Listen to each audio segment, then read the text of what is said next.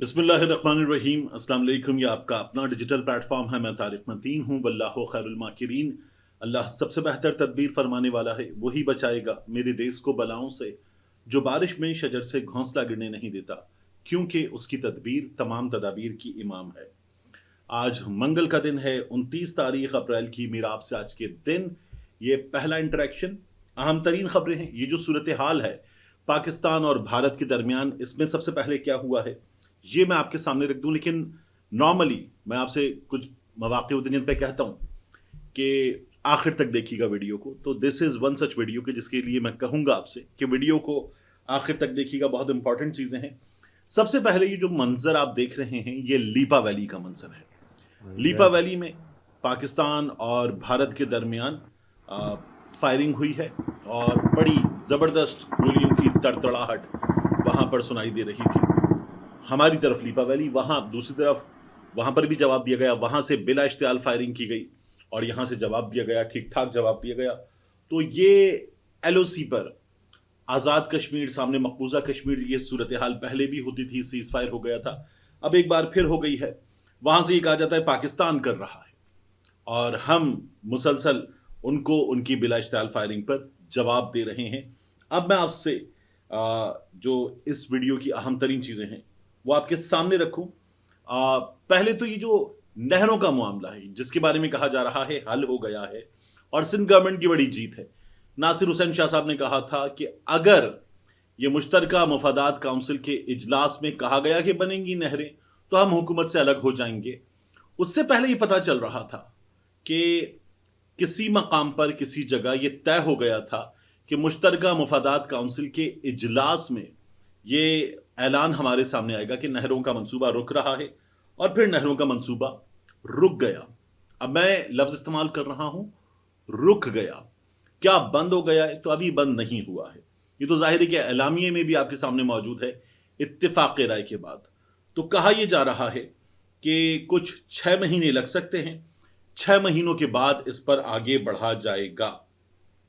अब यहां सबसे पहले ये जो भारत ने इक़दामात और इल्ज़ामात लगाए हैं इसकी और जंगी जुनून की मज़म्मत की गई। उसके बाद मुश्तरका मफादात काउंसिल में क्या हुआ है?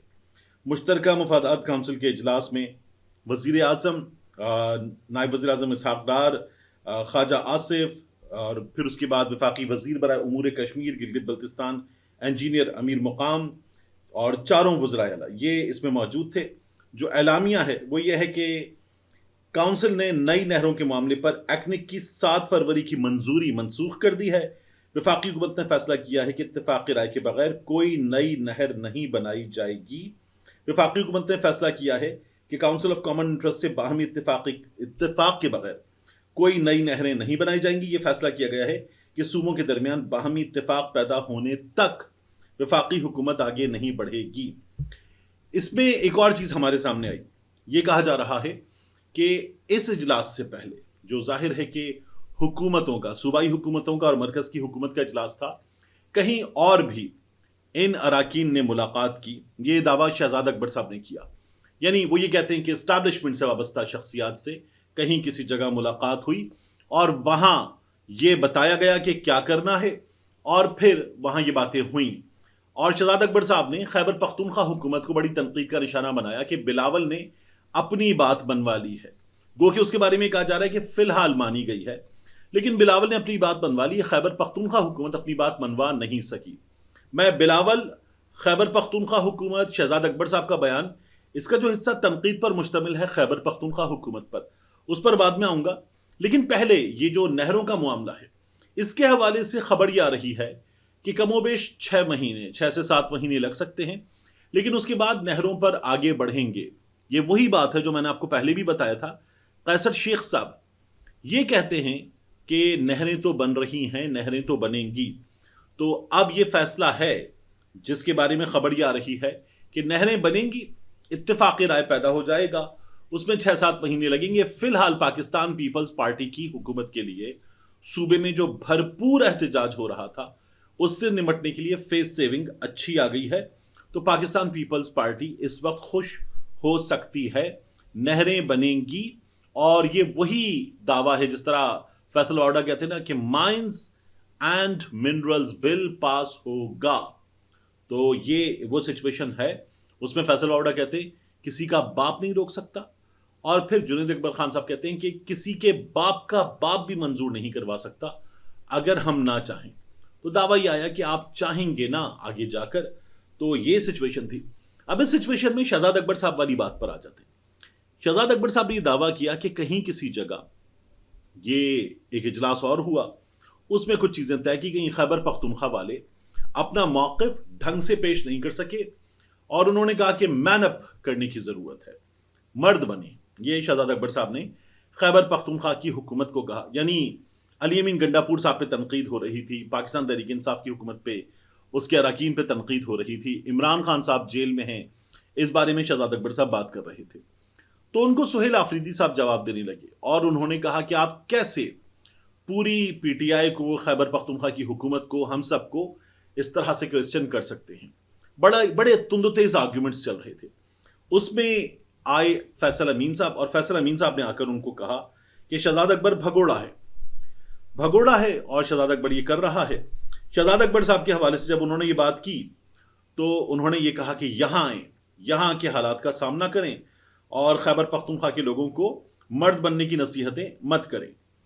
अब शहजाद अकबर साहब से फिर उन्होंने ये भी कहा कि आप ये भी बताएं कि इमरान खान साहब ने आपको इतने बजे इस तरह से क्यों निकाला था, आपके एसेट रिकवरी यूनिट वाली जिम्मेदारी से क्यों निकाला था।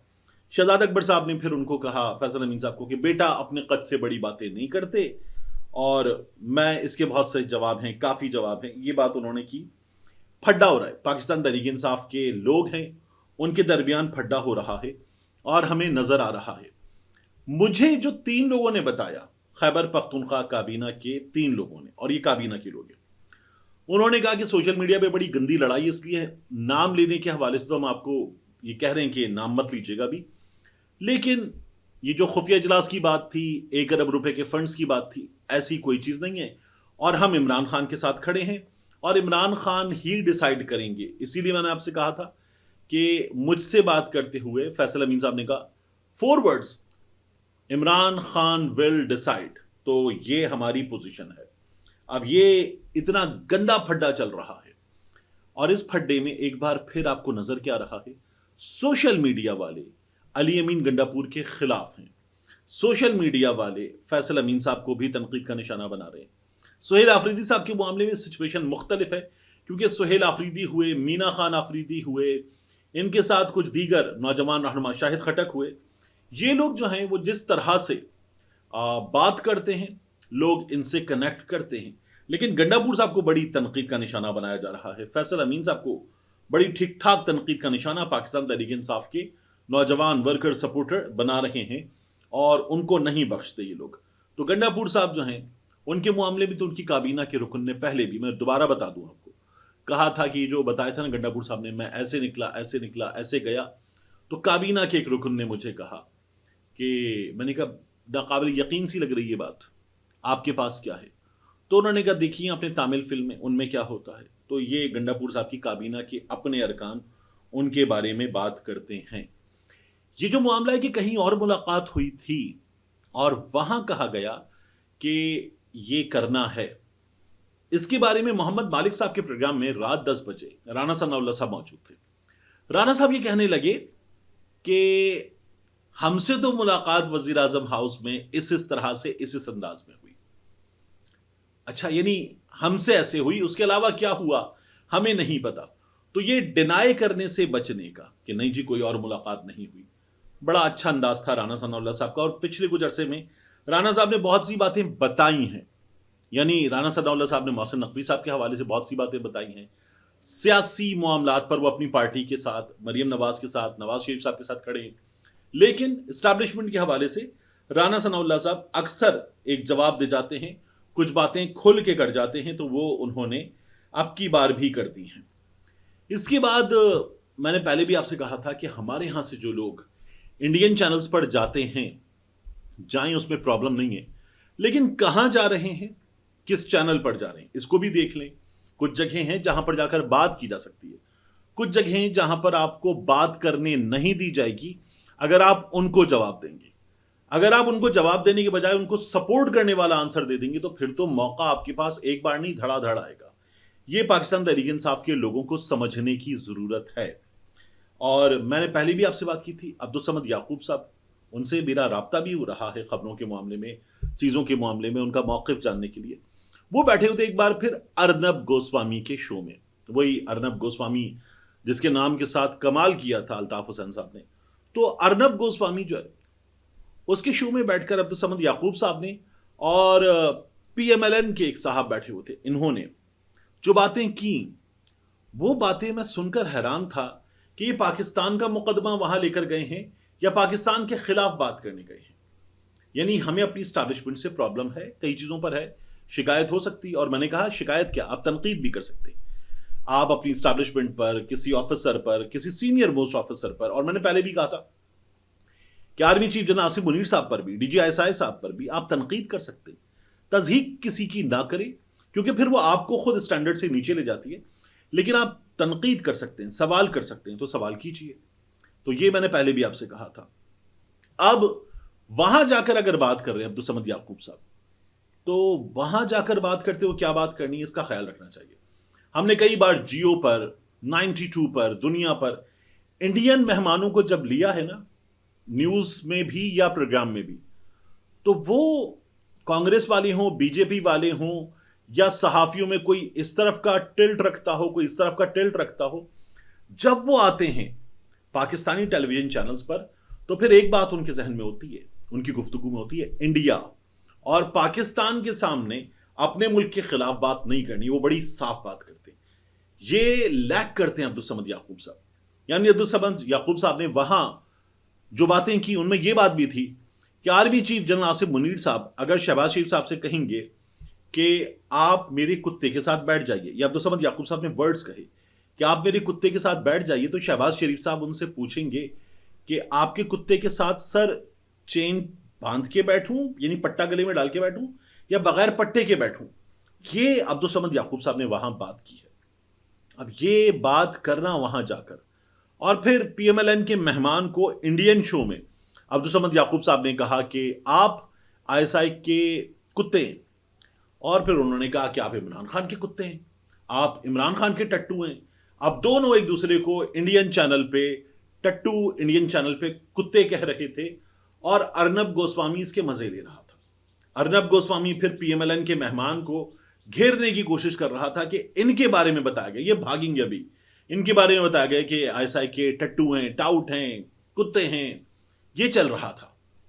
تو اگر آپ کو اس طرح سے ریپرزینٹ کرنا ہے اپنی جماعت کو یا پاکستان کو، تو مت کیجیے، مت جائیے وہاں. جا کر آپ یہ جو ہے نا کہ ہم بیلنسڈ نظر آئیں گے یا نیوٹرل نظر آئیں گے یا ہم بامقصد نظر آئیں گے، نہیں، آپ وہاں بھونڈے نظر آ رہے ہیں. جب وہ ہمارے پاس آ کر بات کرتے ہیں غلط ہوتے ہوئے بھی، تو ٹکا کے انڈیا کے حق میں، اپنے ملک کے حق میں بات کرتے ہیں.